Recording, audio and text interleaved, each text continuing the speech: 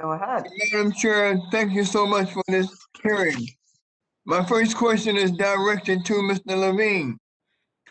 As you know, Mr. Levine, I, along with my good friend from Indiana, Dr. Bouchard, recently introduced a bill that will require the National Highway Traffic Safety Administration to, quote, evaluate the performance of crash avoidance systems at detecting and classifying pedestrians, bicyclists, and other vulnerable road users, including those with different skin tones, end quote. The genesis of this bill came out of a recent Georgia Tech study that found that crash avoidance systems currently on the market have trouble recognizing individuals with darker skin tones. And I'm grateful to you and the Center for Auto Safety for your support of our bill. Can you please discuss why this legislation and the performance evaluation it mandates are so important? Thank you so much for the question, Congressman, and thank you for introducing the bill. The value of making sure that crash avoidance systems work is really inarguable. The idea, both for vehicles today, when we talk about automatic emergency braking and forward collision warning, all these different acronyms that people throw around, the value in them is only if they work, only if they detect other vehicles, and of course, other vulnerable road users, pedestrians, bicyclists, particularly making sure they detect everyone of every possible skin color, and whether they're a bicyclist or a pedestrian. And most importantly, this is something that will help save lives now and help build AVs in the future, because AVs are going to be dependent upon crash avoidance technology. So this is really an important step in making sure we get the right technology on the road for everyone's safety. Mr. Levine, I have a second question, and I thank you for your answer to my first question.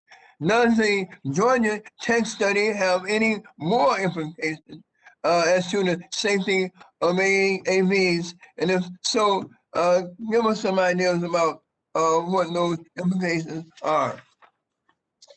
Well, AVs, if I understand the question correctly, AVs can prevent in the long run, if they work properly, a lot of the current crash circumstances. But we have a long way to go to make sure that they're working correctly. As was discussed previously, there's some technology out there right now, particularly from Tesla, that claims it's autonomous, but is not. There's an unregulated sort of moment that we're living in with respect to how this technology is described and deployed. So in the long run, for us to get from where we are now to where we want to go and eliminate or at least mitigate the vast majority of these 42,000 deaths a year, we're going to need careful iterative steps that make sure the technology works. Mr.